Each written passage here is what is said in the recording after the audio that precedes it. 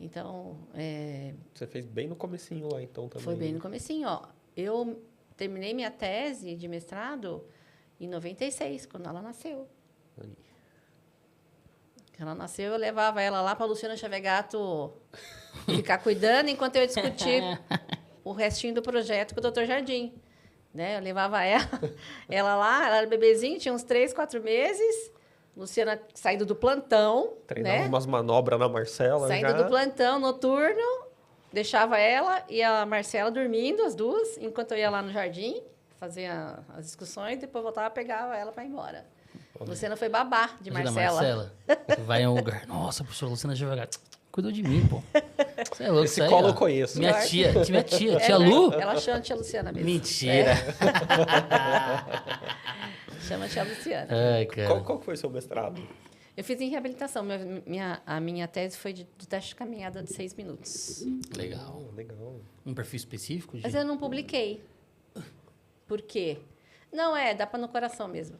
Naquela época, na Unifesp, não era obrigatória a publicação. Ó, faz tanto tempo atrás que não era obrigatório você publicar sua tese. Eu tenho ela encadernada, está lá na Unifesp, não, né? Mas não era obrigatório. Depois que a coisa ficou mais inteligente, né? Que você tem que, obrigatoriamente, fazer uma publicação. Então, mas ela me deixou curioso agora do doutorado. Que ela falou de neurociência do aprendizado. Então, meu E doutorado é muito fofo. Por Eu vou favor. resumir para vocês. Não resuma, não. Conte tudo. Eu vou resumir. Como eu disse para vocês, a gente sempre aprendendo coisas novas. Quando eu fui para o ensino, eu comecei a aprender um monte de coisas sobre aprendizagem que eu não conhecia. Sempre dei aula. Congresso, pós-graduação, com os alunos da especialização, eu sempre dei aula. Mas eu dei aula assim como um professor técnico, né? Falava do que eu sabia fazer. Ensinava as pessoas a fazer fisioterapia ou ventilação mecânica, essas coisas, né? Mas eu nunca estudei coisas sobre aprendizagem mesmo, né? Então, para mim, quando eu fui para o ensino agora full, né? Eu comecei a estudar essas coisas e foi bem nesse advento de tecnologia, de metodologia ativa de ensino, andragogia, né? Coisas que nunca me liguei, né? Nunca. Foi ignorado por muitos anos por todos os professores. Entendeu? Eu era professora porque era boa físio, e o povo convidava para falar, eu ia lá falava do que eu sabia fazer. Mas nunca estudei coisas de pedagogia, né? E quando eu fui para o ensino agora, eu comecei a vivenciar isso, tipo, 100% do meu tempo. E comecei a estudar coisas, e eu sempre quis fazer doutorado, mas desisti 200 vezes, né? Porque, né, como diz o Jardim, quem faz... Estou me identificando tanto. quem faz pesquisa no país é para quem pode, não é para quem quer, né? Então, a gente quer, mas não consegue, né? Então, tem que trabalhar, não dá tempo. Aí, já fiz vários projetos, acabei desistindo todas as vezes. E agora que eu estou, né, só no Einstein, né, não fico para lá para cá o dia inteiro, eu estou no ensino, queria fazer uma contribuição para o ensino. Então, começou a discutir essas coisas de metodologia ativa, metodologia convencional de aprendizagem, de ensinar.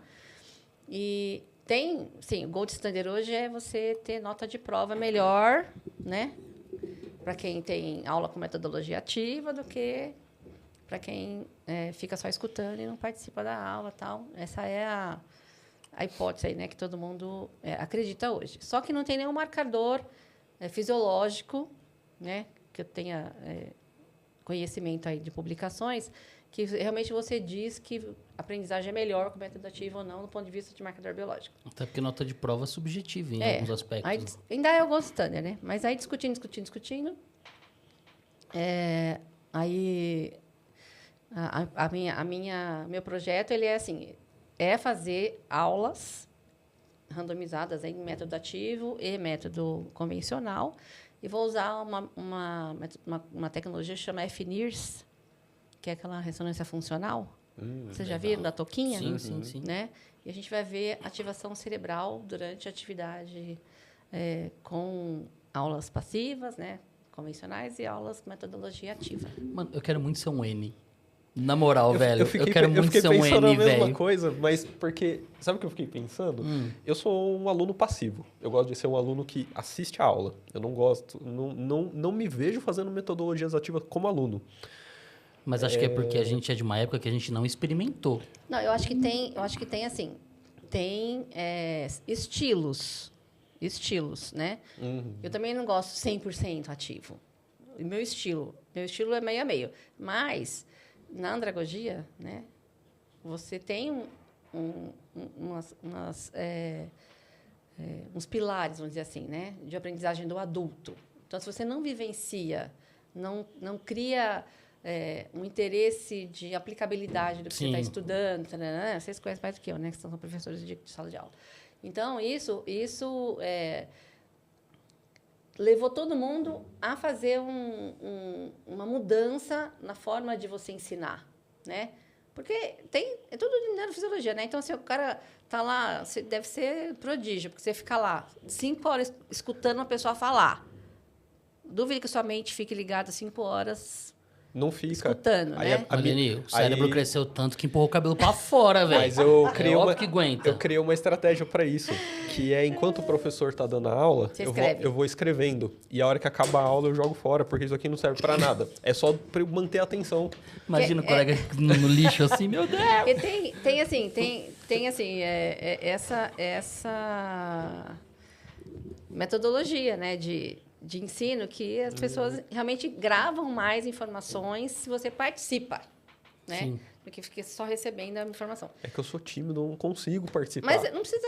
Me pega, tem porque um monte de tipo consigo. de metodologia ativa, né? Um monte de tipo. A que eu estou usando para o projeto chama D2R. Então, é leitura, discussão e reflexão a respeito do que você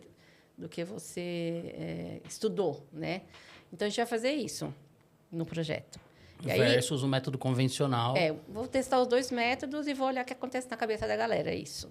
Vai ser um crossover. O cara faz esse, Método depois na vai área lá e do faz o sono, outro. lá em cima. Ele vai ser testado nas 2 metodologias usando o FNIRS. Eu tenho uma metodologia do storytelling. Eu não consigo abandonar ela.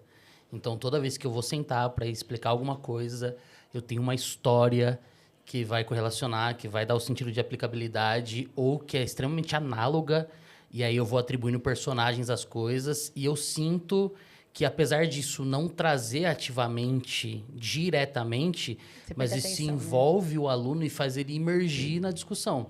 Então, por exemplo, eu vou falar sobre receptor justacapilar. Eu conto uma história de uma aluna que está ali com o irmão mais novo e a mãe, de repente, um é o alvéolo, um é o receptor J. Não, mas eles entendem com experiências de vida nesses aspectos. Então, essa é a metodologia que eu mais gosto de utilizar. Mas, imagina 1 milhão de possibilidades que a gente conseguiria correlacionar com tudo isso, né? De trazer os alunos para dentro dessa história de uma forma mais efetiva. A gente tem alguns métodos tradicionais, né? O TBL, tem... com a sala invertida, tem um monte de coisa que você pode usar, né? Na primeira vez que eu pensei em usar o eye tracking, sabe? Aquele óculos. Legal. Pra ver o que é para segurar a atenção.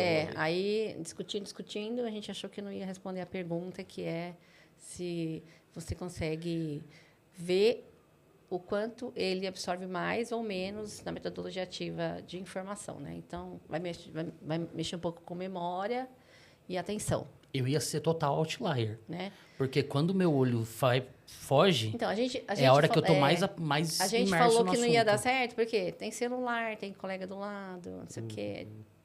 Porque eu queria ver, não ia responder, entendeu? Mas a Amanda tá acostumada. Quando o meu olho escapou, que você fala assim, o Augusto não tá prestando atenção. Na verdade... Eu não tô conseguindo enxergar o que meu olho tá vendo. Eu tô dentro da minha cabeça, assim... Enxergando outra coisa, né? Tô alucinado, assim, sabe? Eu tô nesse mergulho do assunto. Aí o eye track, talvez eu fosse outlier total nesse. E esse do FNIRS é interessante, porque assim, o que ele vê? Ele vê óxido e desóxido, né? Hemoglobina. Legal, então, assim, não é a palavra certa, mas é como se eu fosse ver o consumo de oxigênio durante o pensamento. Tá? Então, a hipótese qual é? Quando você está com FNIRS e você faz uma conta difícil, então, não sei se você já viu uma ressonância funcional. Sim. Ela tem cores, né? Sim, sim. Então, quando você faz um pensamento difícil, você vai ficando vermelho, né? Se faz uma conta fácil, fica azulzinho, né? E a ideia é a gente observar isso. Então, assim, você vai fazer uma prova, né? E com o FNIRS e ver o quanto você fica vermelhinho ou azulzinho. A ideia é, legal. Se o método ativo realmente der certo, se ele for realmente um tipo de método que o cara capta mais a informação e sedimenta mais a informação, a hora que vai fazer a prova, ele vai ficar mais azul do que vermelho. E o cara que... Ele vai lidar com mais facilidade naquele... Ele vai resgatar na memória a informação com mais facilidade. Essa é a ideia. Eu sou muito intensivista. Quando ela falou de óxido exóxido, já pensei em coletar já passar um bulbo jugular para avaliar a saturação venosa, tá ligado? Vou fazer aqui a curva durante a prova. Já faz o bulbo jugular já no aluno, assim, já. Então, eu já fiz o piloto, né? É bem assim, legal. Trabalhoso de fazer, mas eu não sei se vai responder o que eu quero, né? Se vai ser a resposta que eu espero. Eu espero que fique mais azulzinho do que vermelhinho com o método ativo, né? Mas o que eu gosto da ciência é que a resposta que a gente não quer também é resultado. Pode ser, lógico. Mas é uma coisa legal, assim, de não ter um marcador biológico para falar disso, entendeu? Tudo muito subjetivo, né?